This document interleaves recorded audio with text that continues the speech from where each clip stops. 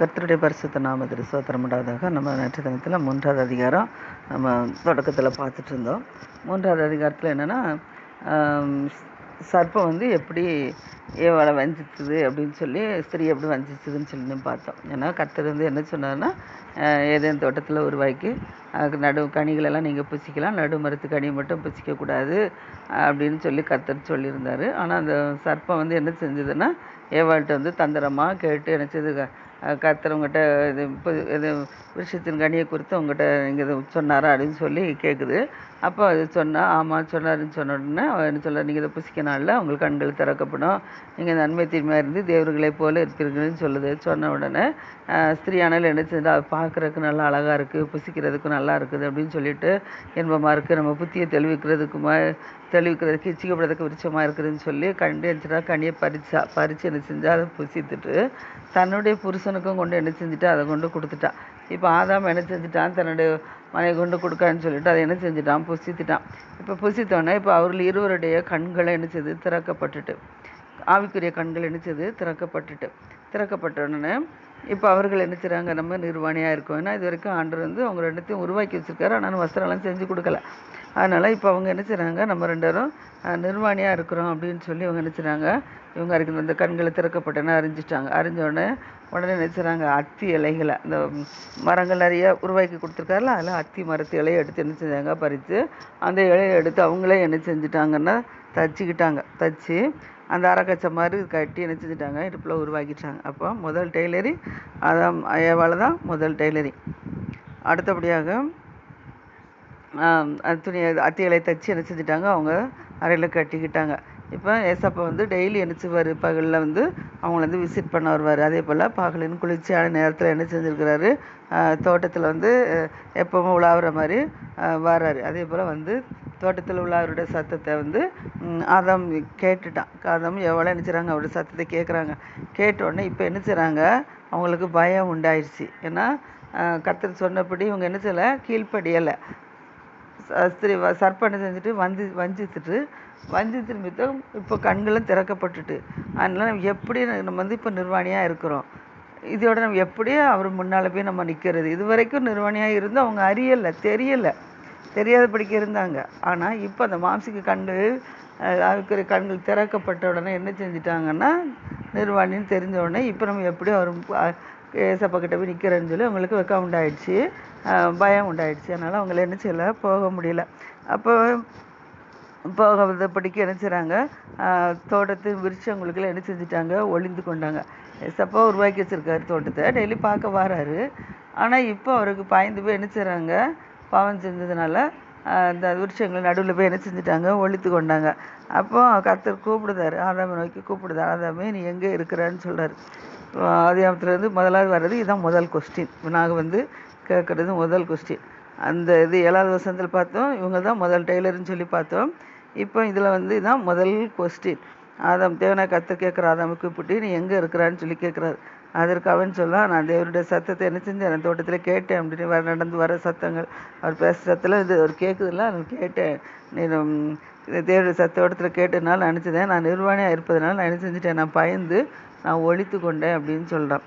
அப்படி சொன்னோன்னே அப்போ கர்த்தர் சொல்கிறாரு, நீ நிர்வாணின்னு சொல்லி உனக்கு அறிவித்தவர் யாருங்கிறார். இதில் இருந்து 2வது கொஸ்டின், நீ எங்கே இருக்கிறாய் சொல்லி கேட்குறாரு. இடத்துல நீ நிர்வாணியாக என்று உனக்கு அறிவித்தவன் யார் அப்படின்னு சொல்லி கொஸ்டின் மார்க் போட்டதில் இது கொஸ்டின் மார்க் போட்டதில் இது ஃபஸ்ட்டு. இப்போ அறிவித்தவன் யார், நீ புசிக்க வேண்டாம்னு சொல்லி நான் உனக்கு சொன்னது கனியை நீ புசித்தாயோ, விருட்சத்தின் கனியை நீ புசித்தாயோ அப்படின்னு சொல்லி கர்த்தர் கேட்குறாரு. கேட்டோன்னே அதுக்கு ஆதாம் சொல்தான், என்னோட இருக்கிறபடி தேவரி நீர் தான் தந்தீங்க, நீர் தந்த அந்த ஸ்திரீயானவள் என்ன செய்றான், அந்த விருட்சத்தின் கனியை வந்து என்ன செய்றான் எனக்கு கொடுத்தா, நான் என்ன செஞ்சுட்டேன், நான் புசித்தேன் அப்படின்னு சொல்கிறான். அப்போ தேவனா கர்த்தர் ஸ்திரியை நோக்கி கேட்குறாரு, நீ இப்படி செய்தது என்ன, ஏன் இப்படி செஞ்சா அப்படின்னு சொல்லி கர்த்தர் கேட்குறாரு. அப்போ அதுக்கு அவள் சொல்றா, ஸ்திரியானவள் சர்ப்பம் என்னை வஞ்சித்துட்டு அதனால் நான் என்ன செஞ்சேன், நான் புசித்துட்டேன் அப்படின்னு சொல்லி அவள் சொல்கிறான். அதாட்ட கேட்டது ஸ்திரியை சொல்லிட்டாரு, ஸ்திரீட்ட கேட்டது சர்ப்பத்தை சொல்லிட்டான். இப்போ தேவனா கர்த்தர் சர்ப்பத்தை பார்த்து கூப்பிடுறாரு. சர்ப்பத்தை பார்த்து கேட்குறாரு, நீ இதை செய்தபடியால் நீ சகல நாட்டு மிருகங்களிலும் சகல காட்டு மிருகங்களிலும் நீ என்ன செஞ்சிருப்பா, நீ சபிக்கப்பட்டிருப்பான்னு சொல்லி கர்த்தர் அடிச்சிடாரு, சர்ப்பத்தை சபிச்சிட்டாரு. இப்போ நீ உன் வயிற்றினால் நினைச்சது நகர்ந்து உயிரோடு இருக்க நாளில் நீ மண்ணை தான் திம்பான்ட்டார். நீ வயிற்றோடு நகர்ந்து உயிரோடு இருக்க நாளெல்லாம் மண்ணை தான் திம்பா, மண்ணை தான் உனக்கு ஆகாரம்னு சொல்லி கத்தறிஞ்சிட்டாரு. இப்போ சர்ப்பத்துக்கு சாபம் போட்டார். ஏன்னா இவன் விழுந்து போன தூதன்ல, அவன் வந்து வஞ்சிக்கிறதுக்குலாம் வந்திருக்கான், அதனால் வஞ்சித்தான். இப்போ கர்த்தர் நினைஞ்சார், அவனுக்கு சாபத்தை போட்டோடனே போட்டார். இப்போ அடுத்தபடியாக என்ன சொல்கிறாருன்னா, நீ உயிரோடக்க நாளெல்லாம் மண்ணை திம்பா, நான் உனக்கும் ஸ்திரீக்கும் உன் வித்துக்கும் அவள் வித்துக்கும் நான் நினச்சிவேன், நான் பகை உண்டாக்குவேங்கிற. உனக்கும் அவளுக்கும் நினச்சிடுவேன், நான் பகை அவளோட கற்பத்தின் பிறப்புக்கும் உங்களுக்கு எல்லாத்துக்குமே நினச்சிடுவேன், நான் பகை உண்டாக்குவேன்னு சொல்கிறார். அதாவது சொல்கிறாரு, அவர் வந்து நினச்சிவார், உன் தலையை நசுக்குவார், நீ அவர் குதிங்காலை நினச்சிவா நசுக்குவா அப்படின்னு எல்லாம் அதை பார்த்து நீ வயிற்றுநாள் நகர்ந்து சால நாட்கள் மண்ணை திம்பான்னு சொல்கிறாரு. ஸ்திரியை பார்த்து சொல்கிறாரு, உன் வித்துக்கும் அவள் வித்துக்கும் நினச்சிவேன், பகை உண்டாக்குவேன், அவர் உன் தலையை நசுக்குவார், நீ அவர் குதிகால் நசுக்குவேன்னு சொல்கிறாரு. அப்போ அடுத்தபடியாக அவர் ஸ்திரீ நோக்கி சொல்கிறாரு, நீ கர்ப்பவதியாக இருக்கும்போது நினச்சிவா, உன் வேதனை நினச்சியும் வேதனையை மிகவும் பெருக பண்ணுவேங்க. நீ கர்ப்பவதியாக இருக்கும்போது உன் வேதனை நான் நினச்சிவேன், மிகவும் பெருக பண்ணுவேன், வேதனையோடு நீ நினச்சிவா, நீ பிள்ளை பெறுவாய், உன் ஆசை புருஷனை பற்றி இருக்கும், அவன் உன்னை ஆண்டு கொள்வான் என்றாருங்க. இப்போ பார்க்குறதில்ல, இப்போ பாருங்கள், ஒவ்வொரு ஸ்திரீகளும் பிறகாலத்தோடு பாருங்கள் கற்ப வேதனைப்படுறான்னு சொல்லுவாங்க, பார்த்துருக்கீங்களா? ஆனால் ஆண்டோடைய பிள்ளைகளுக்கு அந்த வேதனைகள்லாம் கிடையாது. ஏசப்பா சுகமாக என்ன செஞ்சுருவார், சுகப்பிரசவத்தை பெற்றெடுத்துருவார். எந்த விதமான போராட்டம் இல்லாதபடிக்கு, வழி இல்லாதபடிக்கு என்ன செஞ்சுருவார், கர்த்தர் பெற்றெடுக்க கிருபை செஞ்சுருவார். அதான் சொல்கிறாரு, நீ கற்பதியாக இருக்கும்போது நீ வேதனையோடு நினச்சிவார், வேதனை மிகவும் உனக்கு பெருக பண்ணுவேன், நீ வேதனையோட பிள்ளைகளை பெறுவாய், உன் ஆசை என்ன செய்யும், உன் புருஷனை பற்றி இருக்கும், அவன் உன்னை என்ன செய்வான், ஆண்டு கொள்வான் அப்படின்னு சொல்லி சொல்கிறார். இவ்வளோ நாள் நான் உங்களை ஆண்டு கொண்டேன், இனி அவன் என்ன செய்ய உங்களை ஆண்டு கொள்வான் அப்படின்னு சொல்கிறார். சரி, நீ கற்பதியாக இருக்கும்போது வேதனையோடு பெருக பண்ணுவேன், வேதனையோட பிள்ளை பெறுவோம், உன் ஆசை உன் புருஷனை பற்றிருக்கோம், அவன் உன்னை ஆண்டு கொள்வான்னு சொல்கிறார். சொல்லிட்டு பின்பு அவர் ஆதாமை நோக்கி கூப்பிடுறாரு. ஆதாம் நோக்கி கூப்பிட்றாரு. என்ன கூப்பிட்றாரு அப்படின்னா, நீ உன் மனைவி வார்த்தைகளுக்கு நீ செவி கொடுத்து என்ன செஞ்சா, நான் புசிக்க வேண்டான்னு சொல்லி நான் உனக்கு விளக்கிற விஷயத்தின் கனியை நீ என்ன செஞ்சுட்டா, நீ புசித்துட்டா, அப்படி நான் விளக்குற கனியை நீ என்ன செஞ்சுட்டா, புசித்தபடினால பூமி ஒன்று நிமித்தம் என்ன செஞ்சுருக்கோம், சவிக்கப்பட்டிருக்கோங்கிற. பூமி ஒன்று நிமித்தம் சவிக்கப்பட்டிருக்கோம், நீ உயிரிழக்கிற நாளெல்லாம் என்ன செய்வான், வருத்தத்தோடு பயனை நினச்சிவா புசிப்பா அப்படின்னு சொல்கிறார். அடுத்ததெல்லாம் அது உனக்கு முள்ளும் கருக்கு அரிசியும் உனக்கு அது முளைப்பிக்கும் அப்படிங்கிறார். ஏன்னா வெளியின் பயிர் வகைகளை நினைச்சிவா நீ புசிப்பா அப்படிங்கிறார். அப்போ சொல்கிறாரு, நீ பூமியிலேருந்து மண்ணினால் என்ன செஞ்சா எடுக்கப்பட்டா, நீ பூமியிலேருந்து மண்ணினால் எடுக்கப்பட்டபடினால நீ நினைச்சிவா பூமிக்கு திரும்பப்பட்டோம், உன் முகத்தின் வேர்வையால் நினைச்சுவேன் நீ ஆகாரம் புசிப்பா, ஒரு வேர்வையால் நீ ஆகாரம் புசிப்பாய், நீ மண்ணாக இருக்கிறா, மண்ணுக்கு திரும்பவாயின்னு சொல்லி கருத்து சொல்கிறார். இப்போ ஆதாம் அப்படி சொல்லிடுறாரு. அடுத்தபடியாக இப்போ ஆதாம் நினைச்சார், தன் மனைவிக்கு ஏவாள்னு சொல்லி பேர் வைக்கான். இது வரைக்கும் ஸ்திரீக்கு பேர் வைக்கல. இப்போ தான் ஆதாம் நினைச்சான். சகல காட்டு மிருகம் நாட்டு மிருகங்களையும் கர்த்தர் மண்ணினால் உருவாக்குனார், ஆதாமே மண்ணினால் உருவாக்குனான்னு பார்த்தோம். ஏவாளை மட்டும் அவள் நல்லா தூங்க வச்சு அவனுடைய விழா எலும்புலேருந்து சிருஷ்டியை உருவாக்கி கொடுத்தாருன்னு சொல்லி நம்ம பார்த்தோம். ஆனால் காட்டு மிருகம் நாட்டு மிருகம் உருவாக்கி கர்த்தர் அவனுக்கு கொடுத்து அவன் என்ன பேர் வைக்கணும் பார்ப்போன்னு சொல்லி கொண்டு விட்டார். ஆனால் ஆதாம் என்ன செஞ்சான், எல்லா மிருகங்களுக்கும் காட்டு மிருகங்களுக்கும் பேர் வச்சு தான் நம்ம நடத்தி பார்த்தோம். இன்றைய தினத்தில் வந்து என்ன சொல்கிறாருன்னா, இந்த தினத்தில் என்ன சொல்கிறாருன்னா, ஆதாம் நீ ஸ்திரீயை நோக்கி ஆதாம் நோக்கி சொல்கிறாரு, உன் மனைவியின் வார்த்தைகளுக்கு நீ செய்ய கொடுத்து புசிக்க வேணும்னு சொல்லி விளக்குன்னு புசித்த கடியை புசித்தபடினால் பூமி ஒன்று மித்தி என்ன செஞ்சுருக்கோம், நீ சபிக்கப்பட்டிருக்கோம், நீ உயிரோடு இருக்கிற ஆளெல்லாம் வருத்தத்தோடு என்ன செய்வா, பூமி சபிக்கப்பட்டிருப்பான்னு சபிச்சிட்டார்ல, சபிக்கப்பட்டிருக்கோம், நீ வருத்தத்தோடு என்ன செய்வா, உயிரோடு இருக்கிற ஆளெல்லாம் அதன் பலனை நீ என்ன செய்வா, புசிப்பா வேலை செஞ்சு நீ புசிப்பான்னு சொல்கிறார். அந்த இது வந்து உனக்கு முள்ளும் குருடும் சமமாக செய்யும் முளைப்பிக்குங்கிறார். உனக்கு முள்ளும் குறுக்கும் முளைப்பிக்கும், வெளியின் பகிர் வகைகளை என்னச்சுவா நீ புசிப்பா அப்படின்னு சொல்கிறார். அடுத்தபடியாக நீ பூமியில் இருக்க நாளெல்லாம் என்னச்சுவான்னா, பூமியில் எடுக்கப்பட்டபடியால் நீ பூமிக்கு திரும்புவான், முகத்தின் வேர்வையால் ஆகாரம் உண்டாயிருக்கும்படி நீ மண்ணுக்கு என்னச்சுவா உண்டு புசிப்பா என்று சொல்லி சொல்கிறார். அடுத்தபடியாக நீ பூமியிலேருந்து எடுக்கப்பட்டபடினால் மண்ணுக்கு திரும்புவான்னு சொல்லிட்டு அதான் சொல்கிறாரு. தன் மனைவிக்கு எவ்வளோன்னு சொல்லி பேரிட்டா.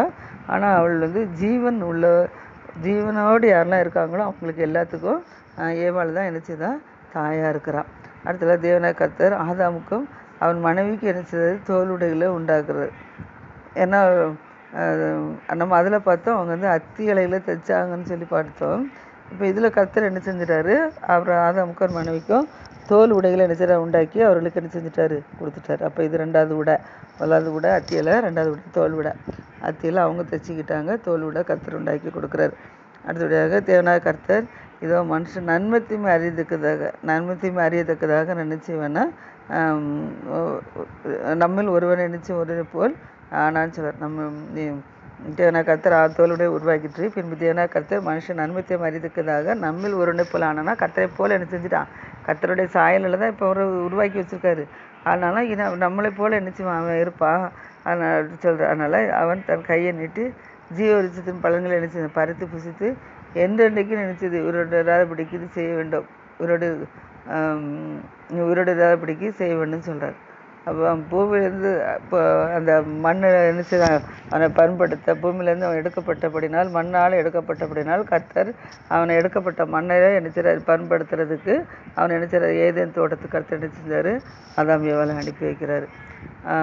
அவன் மனுஷன் வந்து துரத்தி விடப்பட்டு அவன் சகல இருக்கிற மனுஷங்களுக்குள்ளேயும் அவன் நினைச்சிட்டு துரத்தி விட்டு ஜீவ வருஷத்துக்கு போகும் வழியை கர்த்தர் நினைச்சிட்டார் காவல் செய்ய ஏதேன் தோட்டத்துக்கு கிழக்கே கேருபீன்களை வீசி கொண்டிருக்கிற ஒரு சுடரொளி பட்டத்தை என்ன செஞ்சிட்டாரு, வச்சுட்டார். இப்போ அவங்கள தோட்டத்தை விட்டு என்ன செஞ்சாச்சு, ஆதாம் ஏவாளையும் விரட்டியாச்சு.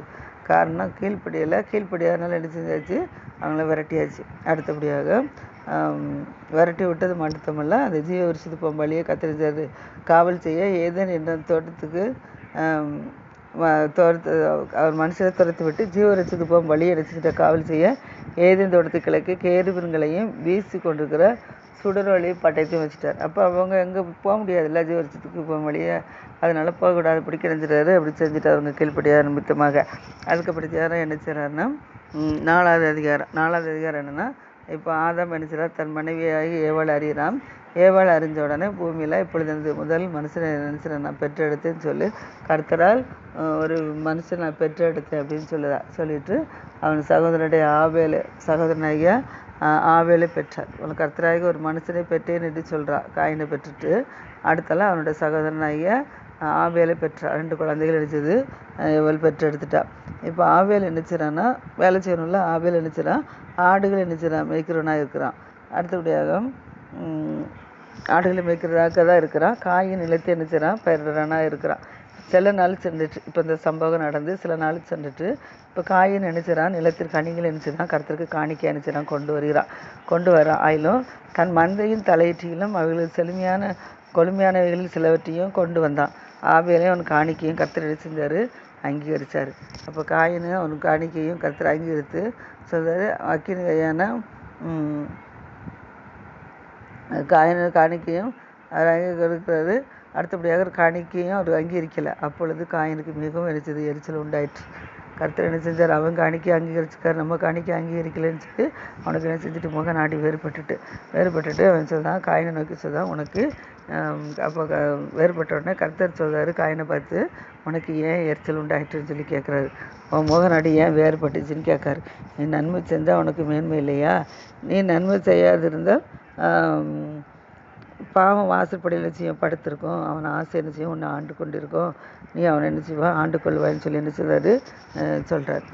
அடுத்தபடியாக காயின் தன் சகோதரனாகி என்ன செய்கிறான், காயின் தன் சகோதரனாகி ஆவேலோடு பேசிட்டு அவள் என்ன செய்கிறான், வயல்வெளி இருக்கிற வயலுக்கு வா அப்படின்னு சொல்லி என்ன செய்கிறாரு. காயின் சொன்னாங்க ஆவேலை பேசி அந்த வயல்வெளியில் இருக்கும் சமயத்தில் காயின் தன் சொன்ன ஆவேலுக்கு என்ன செய்யறான், விரோதமாக எழும்பி அவனை என்ன செஞ்சிட்டான், கொலை செஞ்சிட்டான்.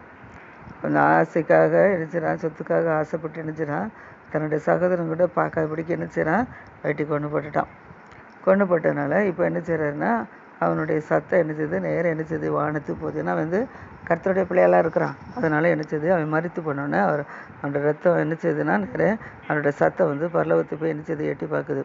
அப்போ எட்டி பார்த்த உடனே இவங்களுக்கு என்ன செய்யுது, கஷ்டமாயிட்டு. காயின் இறந்த உடனே அவன் ரத்தம் வந்து கர்த்தரை நோக்கி அடிச்சது வேண்டுதல் பண்ணிகிட்டு இருக்கு அங்கே போயிட்டு. அப்போ கர்த்தர் காயினை நோக்கி கேட்குறாரு, உன் சகோதரன் எங்கன்னு சொல்லி கேட்குறாரு. அப்போ அதுக்கு அவன் சொல்கிறான், நான் அவனை அறியேன்னு சொல்கிறான். எனவே கொண்டு போட்டுட்டான்ல, அப்புறம் எப்படி உண்மையை சொல்ல முடியும். அதனால் அவன் என்ன சொல்கிறான்னா, நான் அங்கே இருக்கிற அவனை நான் நினச்சல நான் அறியலை அப்படின்னு சொல்கிறான். அப்படி சொன்ன உடனே கர்த்தர் சொல்கிறாரு, உன் சகோதரனுக்கு இவன் சொல்கிறான், காயின்னு சொல்கிறான், என் சகோதரனுக்கு நான் காவலாளியோங்கிறார். கர்த்தர் காயின்னு சொல்றாரு, உன் சகோதரனுடைய ராபேலோட ரத்தம், ராபேல் எங்கேயும் கேட்காரு, அவன் எனக்கு நான் அறியேன்னு சொல்கிறான். அதனால சொல்லிட்டு சொல்கிறான், என் சகோதரனுக்கு நான் காவலாளியோ அப்படிங்கிறான். அதற்கு அவர்கிட்ட சொல்கிறாரு, நீ என்ன செய்தா, உன் சகோதரன் ரத்தத்தை நினைச்சிடா, இந்த பூமியிலேருந்து நீ என்ன செஞ்சுட்டா, என்னை நோக்கி கூப்பிட முடியாது, நீ வச்சுட்டா, அவனோட சத்தம் என்னை நோக்கி எனக்கு கூப்பிடுது, அதனால் நான் என்ன செஞ்சேன், நாங்கள் வந்தேன் அப்படின்னு சொல்லி கர்த்தர் சொல்கிறார். அப்போ சொல்கிறாரு, இப்பொழுது உன் சகோதரனோட ரத்தத்தை நினைச்சிடா, நீ உன் கையிலேருந்து நினைஞ்சிட்டா, நீ வாங்கி கொள்ள, இந்த வாயை திறந்து எடுத்துதா, திறந்தனால நீ பூமியிலேருந்து என்ன செஞ்சுப்பா, நீ சபிக்கப்பட்டிருப்பா அப்படிங்கிறாரு. அடுத்தபடியாக நீ நிலத்தை பயிரிடும்போது அது தன் பலனை உனக்கு என்ன செய்யாது, கொடாதுங்கிறார். நீ நிலத்தை பயிரிடும்போது அது உனக்கு என்ன செய்யாது, பலன் கொடுக்காது அப்படின்னு சொல்கிறார். ஏன்னா ஆவேல் கர்த்தரை நோக்கி ஆவேல் கர்த்தர் காயை நோக்கி இட்ட தன்னை சொல்லிட்டார், நீ பயிரிடும்போது அது நீ பலனை உனக்கு கொடுக்காது, நீ பூமியில் என்ன செய்றா, நீ நிலையற்று அலையிறனை போல இருப்பாய் அப்படின்னு சொல்கிறாரு. அப்படி சொன்ன உடனே சொல்கிறாரு, பூமியில் தன் வாயத்திருந்த பூமியில் சவிக்கப்பட்டிருப்பா அப்படிங்கிறாரு. அடுத்தல நிலத்தை பயிரிடும்போது அது உனக்கு என்ன செய்யாது, பலன் கொடுக்காதுன்னு சொல்கிறாரு. அடுத்தபடியாக அப்படி சொல்லிட்டு இருக்கும்போது காயின்னு என்ன செய்கிறாரு, திட்டுறாரு. கர்த்தர் காயின் நோக்கி சொல்கிறாரு, நீ நிலத்தை பயிரிடும்போது அது உனக்கு பலன் கொடாதுன்னு சொல்லிட்டு நீ நிலையற்று அலைந்து திரிவான்னு சொன்னோடனே இப்போ காயின் நினைச்செல்லாம் கத்தரை பிடிச்சிட்டான். கத்தர் சொல்கிறான், கண்ணீருக்கு இட்ட தண்டனை என்னால் என்ன செய்யாது, சகிக்க முடியாது. இன்று என்னை இந்த தேசத்திலேருந்து நீர் என்ன செஞ்சது, துரத்தி விடுது. நான் உங்களுக்கு சவுட்டு விலகி நான் மறைந்து என்ன செய்வேன், பூமியில் நான் இருக்கணும் அப்படின்னு சொல்கிறான். அதனால் காயினை நோக்கி எனக்கு இட்ட தண்டனை என்னால் சகிக்க முடியாது அப்படின்னு சொல்கிறாப்புல. ஏன்னா பதினத்தில் கர்த்தர் அவனை நோக்கி சொல்வார், காயினை கொள்ளுற எவனும் என்ன செய்வான், 7 பழி சுமரும். 7 பழி செலுத்துகிறவனை என்ன செய்வான் அப்படின்னா, இந்த நான் தேசத்தை நம்ம துரத்து விடுறேன், அப்போது சமூகத்தை வந்து நினைச்சு விடா, நீ விலகி மறைஞ்சிருப்பா, நீ பூமியில் அலைஞ்சு திரிவான்னு சொல்கிறாரு. நீ உன்னை யாரெல்லாம் கண்டுபிடிக்காங்களோ அவனெல்லாம் உன்னை கொண்டு போடுவான்னு சொல்கிறார். கொண்டு போடுவான்னு அப்போது அதனால் இவன் சொல்கிறான், நான் பூமி நிலையிட்டு கர்த்தர் சொல்கிறதுக்கு சொல்கிறான், நீர் என்ன இந்த தேசத்தை விட்டு என்ன செய்ய அகற்றி விடுறீரு, நான் பூமியில் நினச்சிவேன், நான் கர்த்தர் பூமியில் வந்து நினச்சிவேன் நிலையற்ற அழிகிறானா இருப்பேனே, என்னை கண்டுபிடிக்கிறவங்க எல்லாரும் என்ன செஞ்சுடுவாங்க, என்னை கொண்டு போடுவாங்கனே அப்படின்னு சொல்கிறான். அப்போ கர்த்தர் அவனை நோக்கி சொல்கிறார், காயினை கொள்கிறவன் மேலும் 7 பழி சொல்கிறேன்னு சொல்லி காயினை கண்டுபிடிக்க எவனோ அவனை கொண்டு போடாதபடிக்கு கர்த்தர் அவனை என்ன செய்கிறாரு, அவன் மேலே ஒரு அடையாளத்தை என்ன செய்கிறாரு, போட்டுறாரு. போட்டோன்னா இப்போ அவன் என்ன செய்கிறான், அடையாளத்தை போட்டோன்னா வைக்கப்பட்டுட்டான். கொண்டு போடாதபடி கர்த்தர் அவன் மேலே நினச்சிடா அடையாளத்தை போட்டார். அப்படியே காயை நினச்சி தான் கர்த்தருடைய சன்னிதியை விட்டு புறப்பட்டு போனோன்னே ஏதோனுக்கு கிழக்கான நோத்தி என்ன அப்படி தேசத்தில் போய் நினச்சிடான். இப்போ காயின் குடியிருக்கிறான். காயின் தனியன் மனைவி நினச்சிடான், அறிஞ்ச உடனே இப்போ அவளுக்கு கற்பதியாகி அவளுக்கு ஏனோக்குன்னு சொல்லி பேரிடுறாப்புல. அப்பொழுது அவன் நினச்சிடான், ஒரு பட்டணத்தை கட்டு அந்த பட்டணத்துக்கு தன் குமாரனாகிய ஏனோக்குடைய பேரிடுறான். அவன் கட்டின பட்டணத்துக்கு தன்னுடைய குமாரனாகிய பேரை நினச்சிடான் ஏனோக்குன்னு சொல்லி காயின் கர்த்தர் சன்னிதியை விட்டு விலகி ஏதேனு கிழக்க நோத்தின் தேசத்தில் இருக்கிறான். காயின் தன் மனைவி அறிஞ்ச உடனே அவள் கற்பதியாக்கி ஒரு குமாரனை பெறுதான். அவனுக்கு பேர் என்னது, ஏனோக்கு. அப்பொழுது அவள் நினைச்சிடா, ஒரு பட்டணத்தை கட்டி அந்த பட்டணத்துக்கு தன் குமாரனாய பேருடைய ஏனோக்குன்னு சொல்லி நினைச்சிடான் பேர் எடுக்கிறான். அப்புறம் ஏனோக்கு பிறகு நினைச்சிடான் ஈராத்து பிறக்கிறான். ஈராத்துக்கு பிறகு யார் பிறக்கிறான்னா மெகுவேலை பிறக்கிறான். மெகுவேலுக்கு பிறகு என்னன்னா மெத்துசலாவை நினைச்சிடான் பெற்றெடுக்கிறான். மெத்துசலாவுக்கு பிறகு என்ன செய்கிறான் அப்படின்னா லாமேக்கை பெற்றெடுக்கிறாப்புல. அந்த லாமேக்கு 2 மனைவி என்ன செய்கிறான், லாமேக்கு திருமணம் முடிச்சுக்கிறான். அதில் ஒரு மனைவி பேர் லாமேக்கு, இன்னொரு மனைவி பேர் வந்து இல்லை லாமேக்கு வந்து என்ன செய்கிறான், 2 ஸ்திரீகளை விவாகம் பண்ணுறான். அதில் ஒருத்திக்கு பேர் ஆதாள், இன்னொருத்திக்கு பேர் சில்லாள் அப்படின்னு சொல்லி பேர் வைக்கிறான். அப்போ முதல்ல 2 திருமணம் யார் முடிச்சிருக்கா, லாமேக்கு முடிச்சிருக்கான். பைபிளில் 2 திருமணம் யார், லாமேக்கு முடிச்சிருக்கிறான். அடுத்தலாம் ஆதாள் நினச்சிடான், இப்போ யாவாளை பெற்றா. அடுத்தபடியாக அவங்க 2 மனைவியில் ஆதாள் சில்லாள்னு சொல்லி பார்க்கல. அந்த ஆதாள் வந்து நினச்சிடான் யாவாளை பெற்றிருக்கிறா. அவள் நினச்சிடா கூடாரங்களில் வாசப்படுறவர்களுக்கும் மந்தை மேய்க்கிறவர்களுக்கும் அவன் நினச்சிடான் ஒரு தகப்பனாக இருக்கிறான். கூடாரத்தில் வாசம் பண்ணுறவர்களுக்கும் மந்தை மேய்க்கிறவர்களுக்கும் அவன் நினச்சிடான் தகப்பனாக இருக்கும். ஏவாளை பார்த்தோம், ஜீவன் உள்ளவருக்கு எல்லாம் ஒரு தாயானவள் என்று சொல்லி நம்ம பார்த்தோம். ஆதாம் என்னதான் ஜீவனுள்ள எல்லாத்துக்கும் எனக்கு தகப்பன்னு சொல்லி நம்ம பார்க்குறோம். அடுத்தபடியாக இப்போ வந்து ஆதாள் நினைச்சார் யாபாலை பெற்றா. அவன் கூடாரத்தில் வச்சு தான் வாசம் பண்ணுறவளுக்கும் மந்த மேய்க்கிறவளுக்கும் நினச்சி தான் யாபால் நினைச்சிடான். அவள் தலைவனாக இருக்கிறான், தகப்பனாக இருக்கிறான். ஆதாள் யாபாலை பெற்றா. யாபால் கூடாரங்களில் வாசம் பண்ணுறவர்களுக்கும் மந்த மேய்க்கிறவளுக்கும் தகப்பனாக இருக்கிறான். அவன் சகோதரனுக்காக அவன் சகோதரனுடைய பேர் வந்து யூபால். அவன் நினைச்சான் கிண்ணறக்காரர் நாகசூரக்காரர் யாவருக்கும் இவங்க தகப்பன். யாபால் கூடாரத்தில் வாசம் பண்ணுறவர்களுக்கும் மந்த மேய்க்கிறவர்களுக்கும் தகப்பனாக இருக்கிறான். ஆனால் யூபால் வந்து என்ன செய்யறான்னா கிண்ணசக்காரர் நாகரத்னம் இந்த கிண்ணறக்காரர் நாகசுரக்காரன்னு சொல்லி அவங்களுக்கு என்ன செய்ய அவனுக்கு தகப்பனானான். அடுத்தபடியாக சில்லாள் ஆதாள் பார்த்தோம். ஆதாளுக்கு ஆதாளுடைய பிள்ளைகள் யூபால் பார்த்தோம். யூபால் கிண்ணறக்காரர் நாகசுரக்காரருக்கு தகப்பனாகன்னு பார்த்தோம். இதில் சில்லாளுடைய வந்து தூபால். சில்லாலும் தூபால் காயினை நினைச்சிரா பெற்றார். அதனால் அவள் பித்தளை இரும்பு முதலியவற்றின் தொழிலாளர் யாவருக்கும் நினைச்சிடா. அவன் ஆசாரியனாக இருக்கிறான், ஆசாரியாக இருக்கிறான். அதனால் நினைச்சிடான்னா அவன் இரும்பு பித்தளை இரும்பு முதலியவற்றின் தொழிலாளர் யாவருக்கும் ஒரு ஆசாரி. அப்போ முதல் ஆசாரி யார் அப்படின்னா தூபால். கிண்ணறக்காரர் நாகசூரக்காரருக்கு தகப்பன் யாருன்னா யூபால்.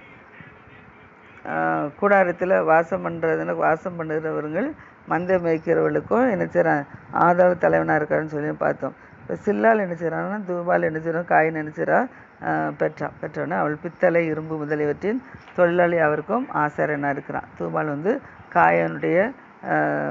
காயினுடைய சகோதரி பேர் வந்து நாபாலாம். இப்போ லாமேக்கு என்ன செய்கிறான் தன்னுடைய மனைவிகளை பார்த்து தான் ஆதாள சில்லால் சொல்கிறத நீங்கள் கேளுங்க. லாமேக்கின் மனைவிகளை என் சத்தத்துக்கு நீங்கள் செவி கொடுங்க. எனக்கு காயம் உண்டாக நான் ஒரு மனுஷனை கொண்டுட்டேன், எனக்கு தழும்பு உண்டாக நான் ஒரு வாலிபனை செஞ்சுட்டேன், நான் கொலை செஞ்சுட்டேன். அதனால் காயினுக்காக 7 பழி சுமருமானால் லாமேக்குக்காக 77 பழி சுமரும் அப்படின்னு சொல்கிறான். அப்போ ஆதாம் சொல்கிறான் தன் மனைவி என்ன செய்கிறான். இப்போ இடத்துல அறியிறான். அவள் ஒரு குமாரனை பெற்றெடுத்து காயின் கொலை செய்த ஆபேலுக்கு பதிலாக தேவன் எனக்கு வேறொரு குமாரனை பித்திரனை தந்தாருன்னு சொல்லி அவனுக்கு என்ன செய்கிறான் சேத்து என்று சொல்லி என்ன செய்கிறா பேரிடுறான். அடுத்தபடியில் சேத்துக்கு ஒரு குமாரன் பிறக்கான். அவன் பேர் ஏனோஸுக்கு பிறந்த பிறகு கர்த்தருடைய நாமத்தை எல்லாரும் என்ன செஞ்சுட்டாங்க மனசுக்கு கர்த்தர் நாமத்தை தொழுது கொள்கிறான். கர்த்தர் ஆசிரியர்